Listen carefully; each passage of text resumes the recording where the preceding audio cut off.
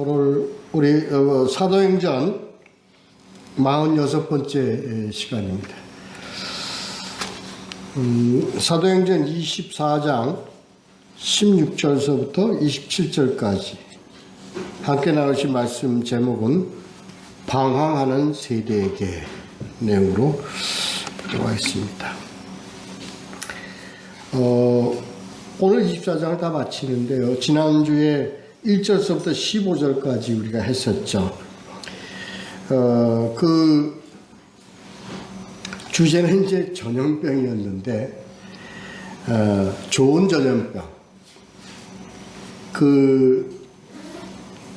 저쪽 대적들에 대해서, 복음의 원수들에 대해서는 이게 마치 전염병과 같이 그들에게 피해가 상당히 컸지만, 이게 복음이 우리에게서 와서 우리를 통해서 역사되어지는 과정을 기대되는 전염병, 이렇게 전염병처럼 좋은 하나님의 영향력이 번져나가서 피해와 죽음 대신에 생명과 하나님의 은혜로 이렇게 역사되어져 가는 것을 우리가 이렇게 보았죠. 복음이 바로 이렇게 급속도로 번져 나가는 겁니다. 아니, 이렇게 복음이 번져 나가야 되는 겁니다. 복음은 지역적으로 번져 나가는, 물론 당연히 지역적으로도 번져 나가야 되지만, 복음은 이렇게 우리 안에 들어와서 우리 안에서 역사가 이루어져서 흘러가는 강물처럼 우리를 통해서 좌우로 흘러가게끔 하는 것이 이게 복음의 역사고, 하나님의 이 은혜가 퍼져나가는 그러한 그리스도의 영향력, 이것을 에스겔서 47장 1절부터 12절까지의 말씀과 서로 연관시켜서 생각을 해봄으로써 이 복음의 참된 비밀을 우리가 또 한 번 깨닫게 되었죠. 성전에서, 근데 성전은 누가 성전이라고요? 예수 그리스도, 그리고 예수 믿는 한 사람 한 사람이 성전이다. 그래서 그 성전에서 물이 나와, 얘기는 예수님이 우리에게, 성전된 우리에게 네 배에서 생수의 강이 넘쳐난다 하는 거와 연관시켜서 이게 복음의 비밀이에요. 그래서 우리가 말씀이 우리 안에 거하면 우리 안에서 이 생명의 어떤 그런 생수가 넘쳐나는 거죠. 이게 우리를 통해서 사방으로 넘쳐 흘러가서 세상이, 바다인 세상에 들어가 바다가 새롭게 되어지는, 이런 내용을 가지고 우리가 지난번에 생각을 해봤습니다. 더불어 이렇게 되어지는 것은 원수들은 성전을 더럽게 한다고 하지만, 이러므로 성전을 통해서 치유의 역사가 일어나는, 그래서 우리가 성전이라는 것과 성전을 통해서 생수의 강이 흘러 넘쳐나는 것이 저들에게는 전염병같이 번져나간다, 이렇게 보는 겁니다. 그래서 우리가 이걸 잊어버려서는 안 됩니다. 성전된 자기를 가리켜 말씀하신 것이라, 예수 그리스도 다 성전이고, 이 성전으로 우리를 성전 삼아서 하나님께로 산제서로 나아가도록 하는 이 복음의 참된 비밀을, 이걸 우리가 깨달았죠, 지난번에. 그래서요, 이러한 성육신을 통해서 우리에게 복음으로 우리를 새롭게 만들어서 가는 이 비밀을 우리가 알아야만 우리가 어디까지 갈 수 있냐면 끝까지 갈 수 있다. 끝까지 간다는 게 뭐냐? 바로 우리가 그리스도와 더불어 함께 사는 끝까지 갈 수 있는 거예요. 영생. 근데 이 영생을 가지려면 우리가 무엇을 모르고서는 이 영생을 가질 수 없어요? 부활. 우리가 신령한 것으로 새 옷을 입는 이 부활에 참된 진리를 깨닫지 않고서는 영생으로 갈 수가 없다. 그래서 우리가 부활의 진리를 우리가 깨닫는 게 너무 중요하고 구원의 길을 가는 데 있어서 반드시 알아야 할 믿음의 한 과정이다. 그래서 강조하고 강조해도 모자랄 이 부활의 진리, 이걸 우리가 소유하는 것이 참 중요합니다.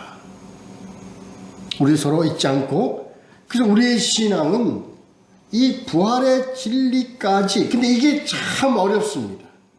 참 어려워요. 왜 참 어렵냐면 이게요, 성육신과 하나님의 진리를 깨닫고 소유하지 않으면은 이 부활의 진리를 우리는 알고 깨닫고 소유할 수가 없어요. 그래서 이 부활, 예수 그리스도의 십자가와 부활은 반드시 연결되어져야 되고 반드시 우리가 믿음으로 소유해야 될 아주 중요한 내용이다 하는 걸 우리가 지난번에 함께 나눴습니다. 자, 오늘은 24장 16절서부터 27절까지 이제 24장을 다 마치겠는데요. 오늘은 조금 세상편에서 보는 이 복음을 한번 우리가 좀 생각을 해보려고 그럽니다. 오늘은 어느 입장에서 이 복음을 바라보느냐, 바로 오늘 나오는 인물 베릭스라는 인물을 통해서 복음을 바라보는 눈, 복음을 어떻게 대하는가에 대한 것을, 그래서 세상과 복음과의 관계를 한번 우리가 좀 생각을 해보려고 하고 있습니다. 자, 본문으로 들어가 봅니다. 먼저 16절서부터 20절까지 먼저 봅니다. 이것으로 말미암아 나도 하나님과 사람에 대하여 항상 양심의 거리낌이 없기를 힘쓰나이다. 여러 해 만에 내가 이 민족을 구제할 것과 재물을 가지고 와서 드리는 중에 내가 결례를 행하였고 모임도 없고 소동도 없이 성전에 있는 죄송합니다. 그것을 그들이 보았나이다.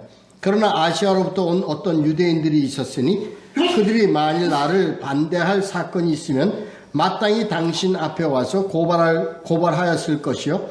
그렇지 않으면 이 사람들이 내가 공회 앞에 섰을 때 무슨 옳지 않은 것을 보았는가 말하라 하소서. 여기까지 먼저 보도록 하겠습니다. 이제 이 내용은 지난주에 봤던 내용을 그대로 이제 이 바울이 받아서 내가 이렇게 정당성을 가지고 복음을 전하는 것에 대한 것을 이제 결론 내리는 장면이에요. 근데 여기서 우리가 좀 생각을 해봐야 될 것이 있는데, 여기에 바울이 유대인들에 대한 그 애적, 사랑, 그걸 가지고 있었다는 거예요.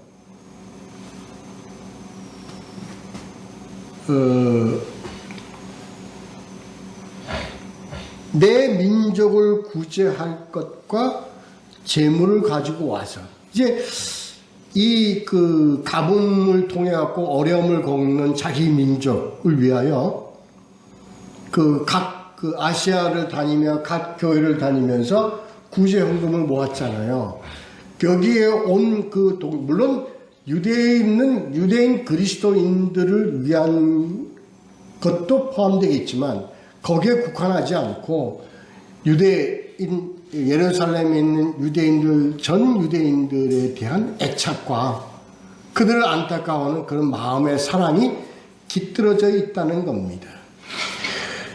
이것을 우리가 좀 보건데, 이것이 우리가 복음 사역자들이 갖는 어떤 자세입니다. 그 복음을 전하는 그 바탕에는 항상 사람을 사랑하는, 사람을 우리 민족을 사랑하고 나아가 우리 인류를 사랑하는 하나님의 심정을 담고 복음으로 가야 되는 겁니다. 세상을 사랑하사, 이게요 복음을 전하는 자들의 근본 마음, 심정의 바탕이 되어져야 한다는 거예요.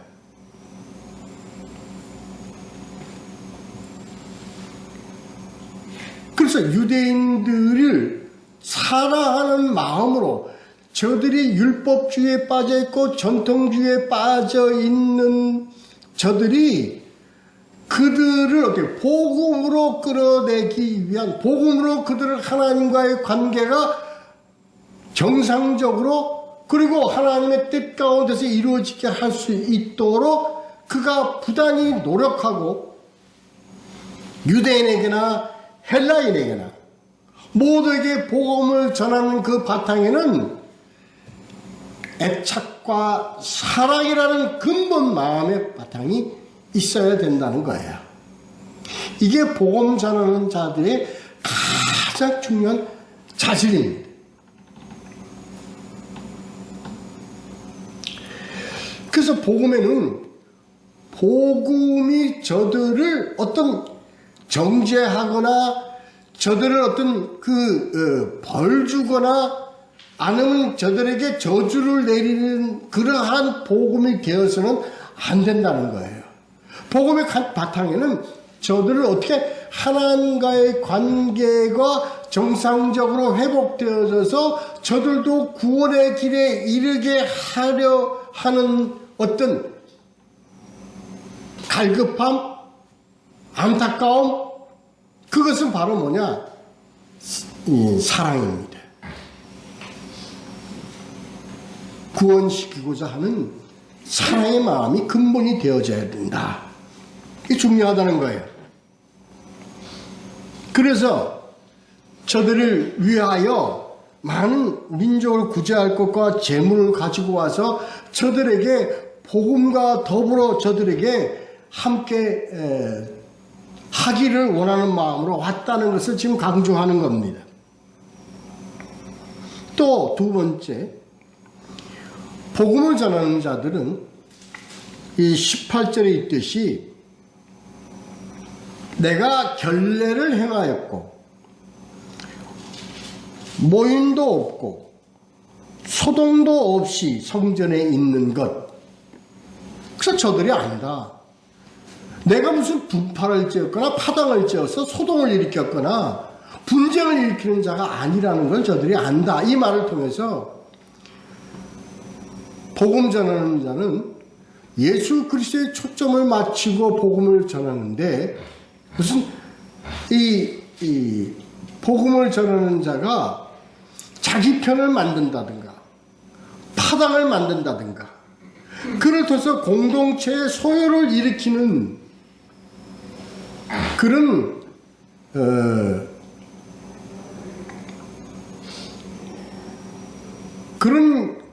어떤 그 행위나 그런 역할을 해서는 안 된다는 거예요.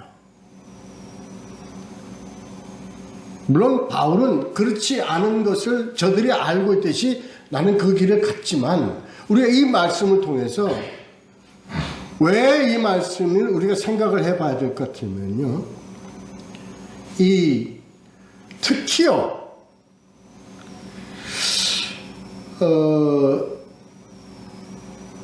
자기가 속해 있거나 교파나 자기가 속해 있는 무슨 교단이나 자기가 속해 있는 어떤 그것을 너무 강하게 주장함으로 오히려 복음을 전해서 저들에게 생명을 구원하는 것보다 자기네들이 갖고 있는 그 닥트린이라고 해야 되나? 자기네들이 갖고 있는 어떤 그것을 강조하고 함으로써 오히려 갈라서게 하고 파당짓게 하고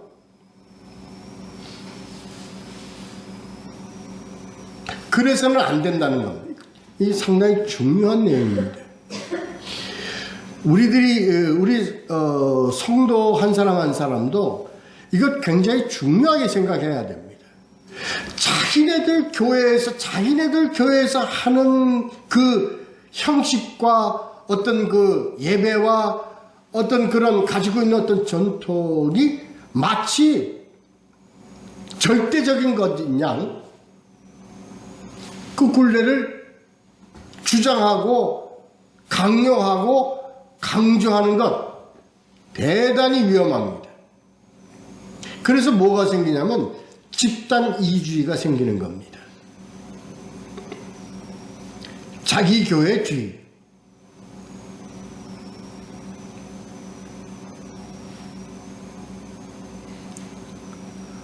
그래서 자기 교회가 가장 바르다 하고 강조함으로 우선권을 자기에게 두는 그런 룰을 절대로 범해서는 안 됩니다.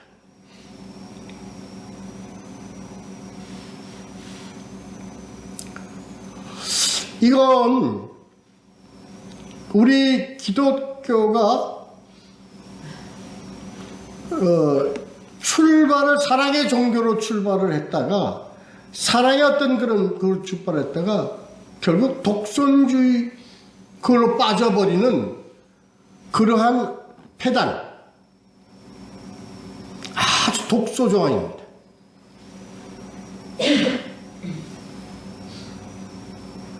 아주 독소조항입니다. 옛날에 우리 이 신앙의 어떤 앞선 자들, 신앙의 선배들이 그렇게 한 과실도 있었죠. 그거 아니면 안 된다. 우리 교회 주장하는 이거 아니면 안 되는 것처럼, 이것이 마치 구원과 직결된 것처럼 강조하고, 이거 대단히 위험한 내용입니다. 모든 것은 하나님의 복음에서 맞춰져야 됩니다. 하나님의 복음은 복음으로 순수하게 가야 되는데, 자기가 해석하고 자기가 복음의 어떤 그런 갖는 방향이 절대적이라고 강조하고 강요함으로 파당을 짓고 분파를 나누고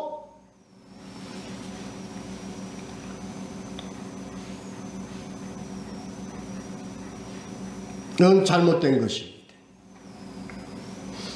우리는 이것을 따르지만 다른 것을 따르는 저들의 어떤 방향도 내가 존중해 줄 줄 알고 서로 관용적이 되어야 됩니다. 그것이 구원과 직결되는 것이 아닌 경우에는 말입니다.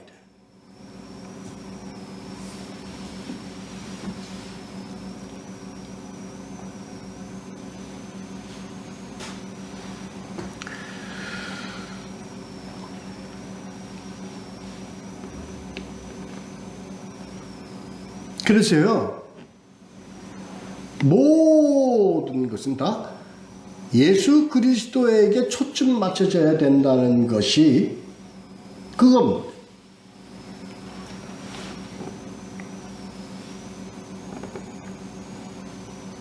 근데 이렇게 복음이 전해지는 데는요, 바울이 1차 전도, 2차 전도, 3차 전도를 하면서 그가 빠짐없이 받았던 그런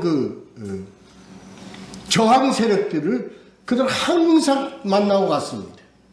그들이 바로 뭐냐? 디아스포라 유대인들입니다.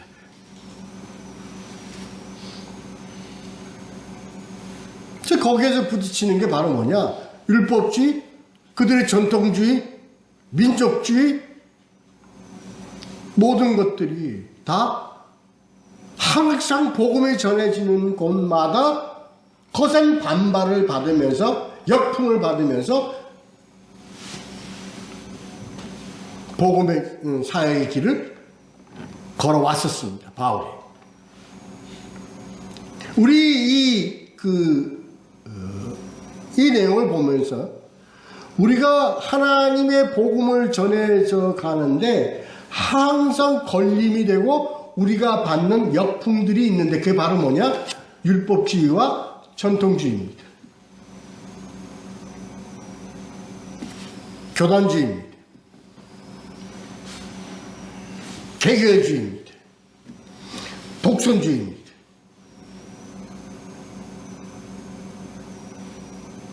그래서 그것을 강조하는 자들로 인해서 항상 역풍을 받으면서 이 기독교가 걸어왔었습니다. 앞으로도 그럴 것입니다. 이게 우리가 헤쳐나가야 될 한 길입니다. 우리가 알고 가야 합니다. 그래서 뭐가 가장 중요하냐? 복음. 말씀이 갖는 그 순수성, 본질.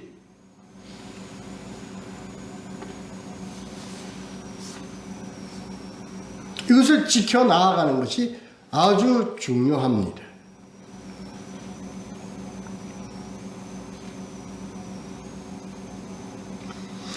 그거는 뒤에 19절, 20절에 나옵니다. 마땅히 당신 앞에 와서 고발하였을 것이요. 무슨 옳지 않은 것을 보았는가? 그들이 증거를 댈 것이다. 말하라 하소서. 이 내용은 뭐니?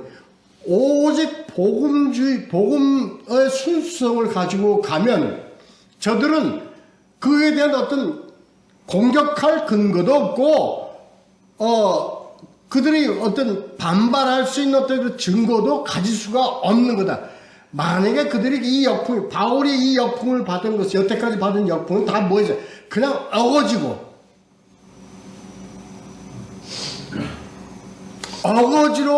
바울을 묶으려고 하고 있는 저들의 어떤 그런 작패였지, 근거가 있거나 정당성이 있거나 그런 것이 하나도 없다는 거예요. 우리 지금 마찬가지입니다. 교회가 복음주의로 가면 이걸 역풍을 맞는 거는 다 뭐냐? 억지적인 것입니다. 교단주의가 그렇습니다. 전통주의가 그렇습니다.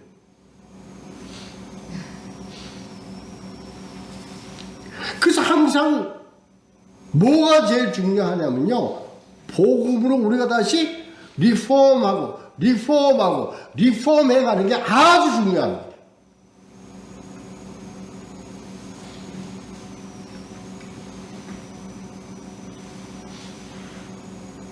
그래서 개혁주의라는 게 이게 얼마나 중요하고 아주 귀한 것인가를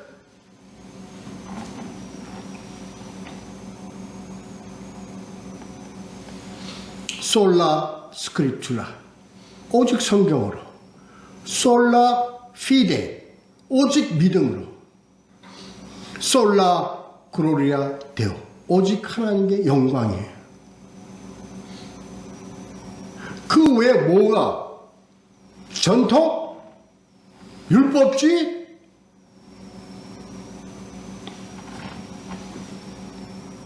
그것이 중요하지 않다는 것이 아닙니다. 그것이 뭐를 침범하고 뭐를 해소시키면 안 됩니까? 복음을 침범하고 복음을 해소시키고 우리 믿음을 해소시키면 안 되는 겁니다.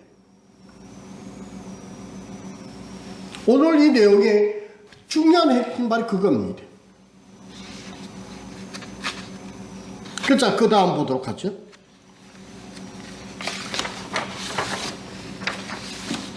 21절부터 23절까지 보도록 하겠습니다. 오직 내가 그들 가운데 서서 외치기를 내가 죽은 자의 부활에 대하여 오직 너희 앞에 신문을 받는다고 한 이 한 소리만 있을 따름이니라 하니 벨릭스가 이 도에 관한 것을 더 자세히 아는 고로 연기하여 이르되 청부장 루시아가 내려오거든 너희 일을 처결하리라 하고 백부장에게 명하여 바울을 지키되 자유를 주고 그의 친구들이 그를 돌보아 주는 것을 금하지 말라 하니라. 그 바울은 그 모든 율법주의와 전통주의와 이 모든 것에 대하여 오직 내가 그들 가운데 서서 외치기를, 여기서 죽은 자의 부활이 되어 있지만 여기서 바울은 자기는 그거 외에는 십자가와 부활 외에는 이거면 그것만 줄곧 외쳤다는 거예요. 다 이게 뭘 얘기하느냐? 그게 뭐예요? 바울은 딴 거 보지 않고 무엇만 전했어요? 오직 복음만 전했다는 얘기입니다. 복음의 내용이 뭡니까? 복음의 내용이 뭡니까? 한마디로 얘기해서 예수 그리스도입니다. 다시 말해서 예수 그리스도의 십자가의 사역과 그 다음에 뭡니까? 부활입니다. 이것만 전해왔다는 거예요. 교회는 딴 거 전하지 말라는 거예요. 교훈 전하는 게 아니에요.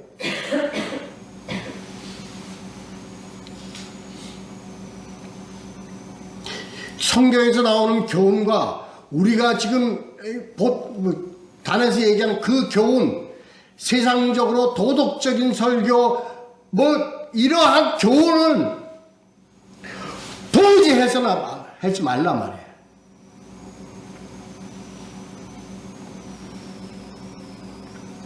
오직 예수 그리스도의 십자가와 부활만 증거하란 말이에요. 딴 거 하지 마라, 딴 거 하지 마라. 딴 거 하게 되면 교훈, 이런 거 딴 게 하게 되면 다 뭐에 들어가냐? 다 율법주의에 들어가고, 다 뭐예요? 도덕주의에 들어가고, 전통주의에 들어가고, 독선주의에, 거기에 다 해당되는 거기 때문에 파당할 지은 중요한 그게 될 것이다.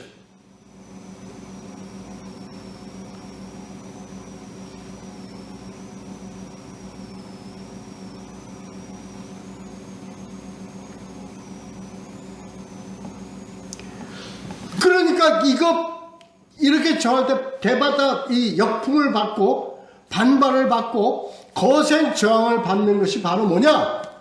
예수 그리스도의 십자가를 부인하는 것에 우리가 저항을 받는 겁니다. 또 하나, 부활을 부인하는 것에 저항을 받는 겁니다.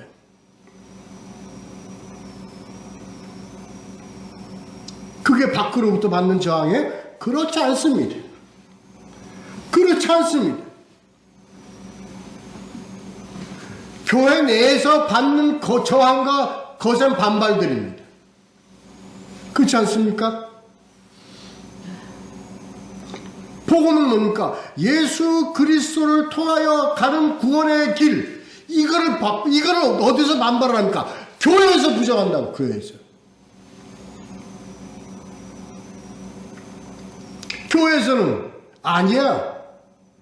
행위로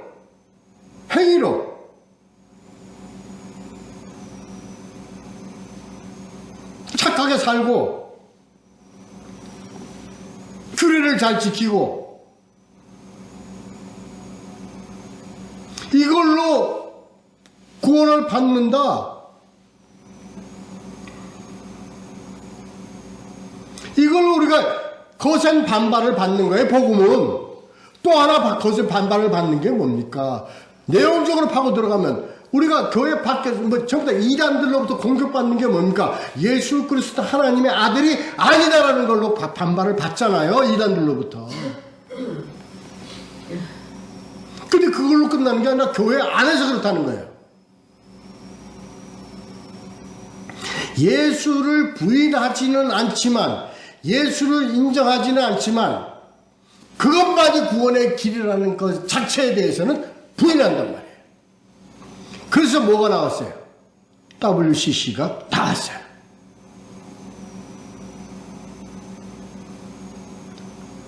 다원론이 나왔어요. 얼마나 신학대학과 모든 이 신학계를 전부 다 흔들어 놨습니까? 뭐가요? 다원론. 자유주의 신학이에요.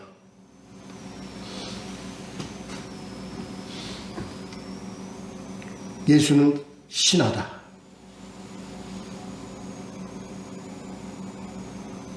그게 교회 바뀝니까? 교회 아닙니다.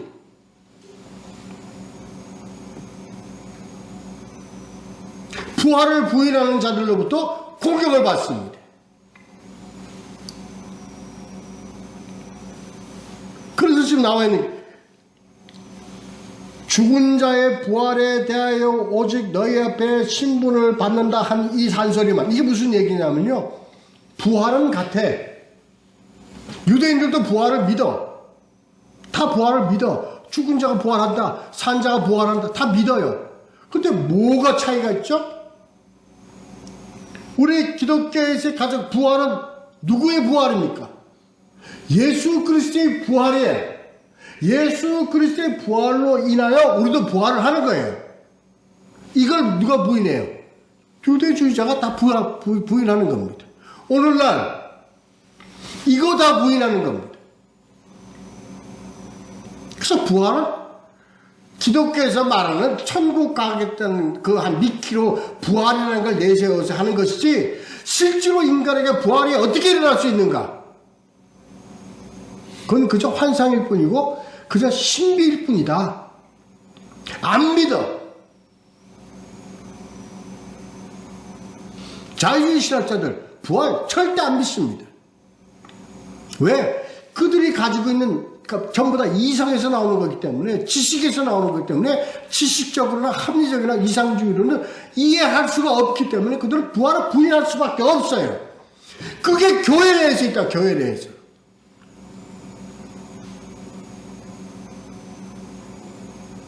그런데요, 이게 무엇에 대한 도전입니까? 결론은 복음에서 봤을 때 무엇에 대한 도전입니까? 구원에 대한 도전입니다. 생명에 대한 도전입니다.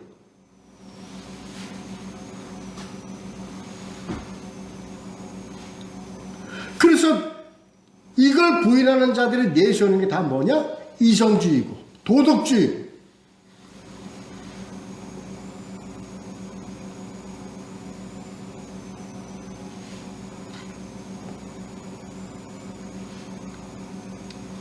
근데 오늘 중요한 게 뭐냐면요, 이게 왔다 갔다 하는 거예요. 누가? 세상이 여기에 왔다 갔다 하는 겁니다. 누구처럼? 본문에 나와 있는 벨릭스처럼.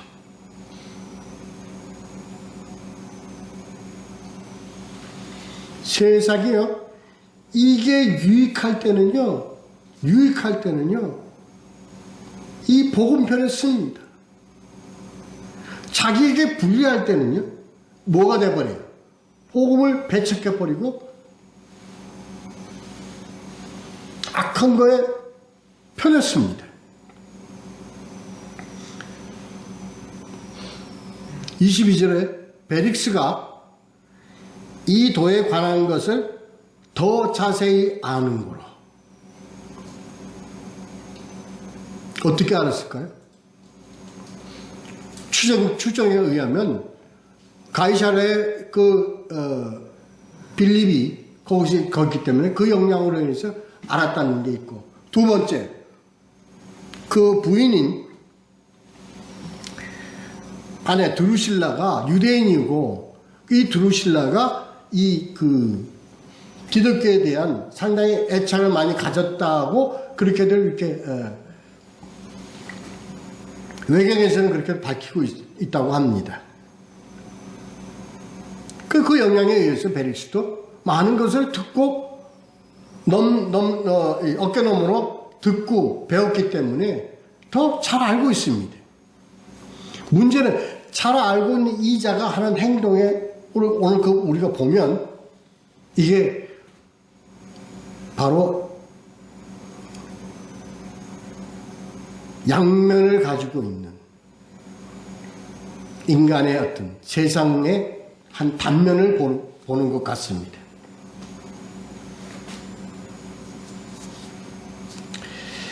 22절에 보면 벨릭스가 이 도에 관한 것을 더 자세히 아는 고로 연기하여 이르되 천부장 루시아가 내려오던 너희를 처결하리라 하고, 이게 그 벨릭스가 정당하게 한 얘기인가요? 그렇지 않습니다. 이미 이 천부장 루시아는 서신을 통해서 23장 26절부터 30절 사이에 나와 있는 그 천부장 루시아의 편지에 다 이는 뭐예요? 무죄한 자다, 죄가 없는 자다 하고 이미 편지에서 다 밝혔고, 그걸 이미 벨릭스도 알고 있습니다. 그런데 이 자를 무죄한 자라고 선언하지 못하고 판결을 내리지 못하고 더 잡아두는 이유가 뭘까요? 누구 때문일까요? 유대인들 때문입니다. 유대인의 영향력이 있는 자들 때문입니다. 그래서 이는 이러지도 않고 저러지도 않습니다. 그래서 붙잡아둡니다. 오늘날 이 세상과 복음과 세상과 기독교와의 관계입니다.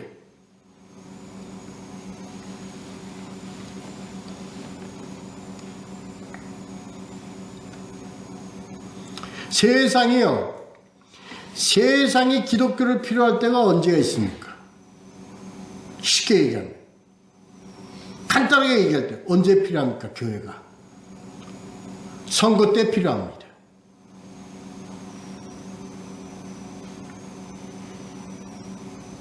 큰 대중적인 여건을 이끌어갈 때 필요합니다. 그때는 교회 편에 씁니다.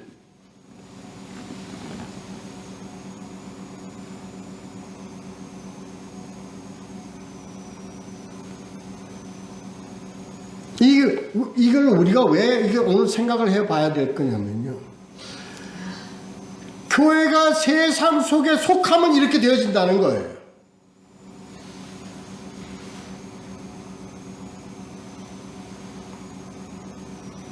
그리고 교회는 세상 가운데 서서 교회 세상에서 무언가 영향력을 발휘하려고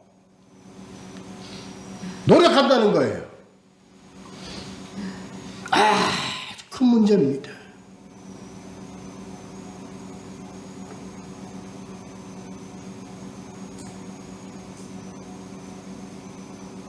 그래서 교회가 세상의 영향력이 큰 카톨릭계 앞에, 교황 앞에 무릎 꿇습니다.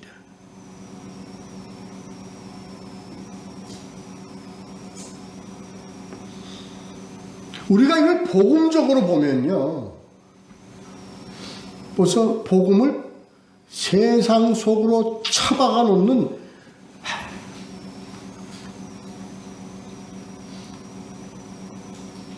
우리가 깊이 고민해 봐야 됩니다. 깊이 고민해 봐야 됩니다. 이게 교회의 모습입니다.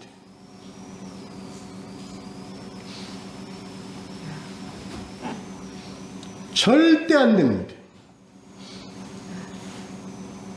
배척해야 합니다. 그래서 그들은 세상의 권력과 세상의 배후에 복음이라는 그 하나님의 예수 그리스도를 감추어 버리고 맙니다.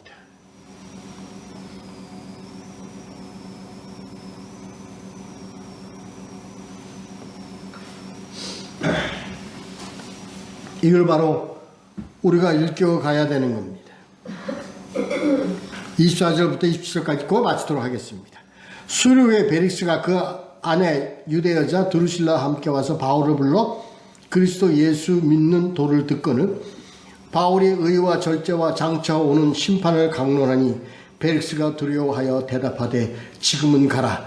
내가 틈이 있으면 너를 부리라 하고 동시에 또 바울에게서 돈을 받을까 바라는 거로 더 자주 불러 같이 얘기하더라. 이태가 지난 후 부르기어 베스토가 베릭스의 소임을 이어받으니 베릭스가 유대인들의 마음을 얻고자 하여 바울을 구류하여 두니라. 써 남아있잖아요.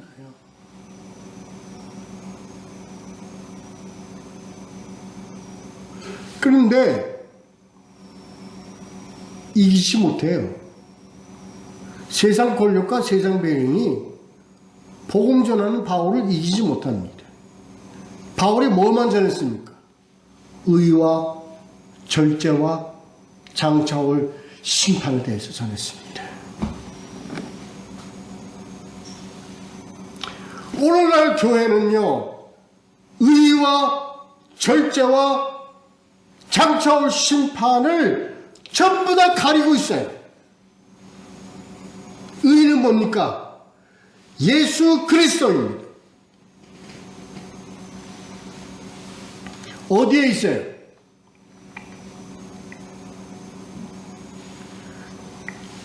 로마서 1장 17절에 복음에는 뭐가 나타나서? 하나님의 의가 나타나서 믿음으로 믿음에 이르게 하나니 기록된 바 오직 의는 믿음으로 말미암아 살리라 함과 같으니라. 의가 뭐라고요? 예수 그리스도가 의입니다. 어디에 나타나요? 이 의가 복음에 나타납니다. 이 의를 감추고 있어요. 이 의를 감추고 있어요. 예수 그리스도가 이걸 감추고 있어요. 예수 그리스도가 아니라도 구원이 있다고 한단 말이에요. 교회에서는 의를 감추는 거예요. 아버지가 보내신 아들의 이름 외에는 아버지께로 갈 자가 없다고 분명히 직접적으로 얘기하셨는데 그걸 감춰버리고 있어요.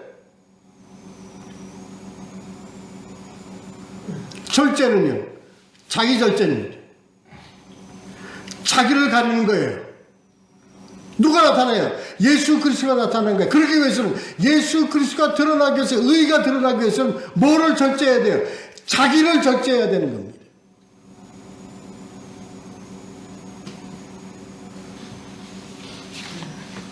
이건 하나님의 복음 사랑이 없으면 자기 절제가 이루어질 수 없습니다. 왜 그럴까요? 이게 뭐가 의와 절제가 무엇과 연결되어 있어요? 앞으로 장차 올 심판과 직결적인 연결이 되기 때문에 그렇습니다. 이거를 전하는 거예요. 이거를 바울이 이거를 전하는 거예요. 이것을 전하니까 누가 두려워해요?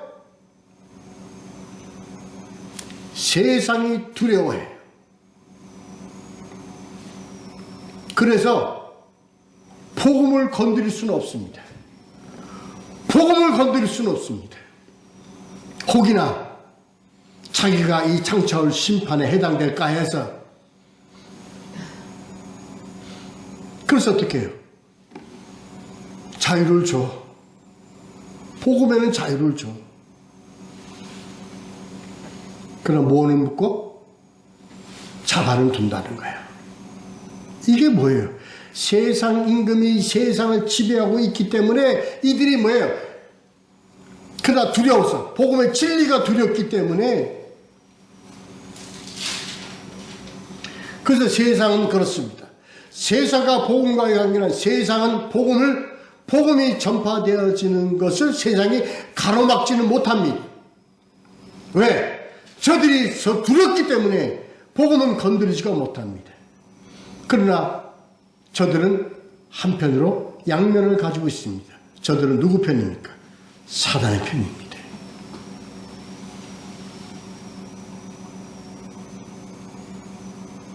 그래서 복음에 대한, 교회에 대한, 기독교에 대한 세상은 요랬다 저랬다 합니다. 자기의 유익을 따라. 무엇을 얻을까 하여 좀 물질을 얻을까 하여, 이 물질이라는 의미에는 물질도 있지만 유익도 있습니다. 유익도 의미합니다. 자기에게 유리할 때는 이렇게 붙었다 저렇게 붙었다. 그래서요, 절대적으로 복음은 세상 속에 있으면 큰일 납니다.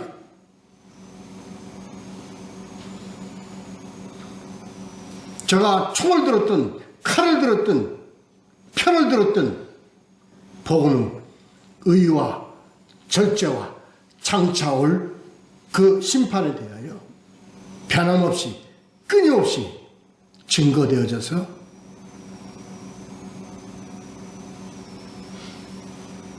구원의 역사를 이루어 가야 합니다.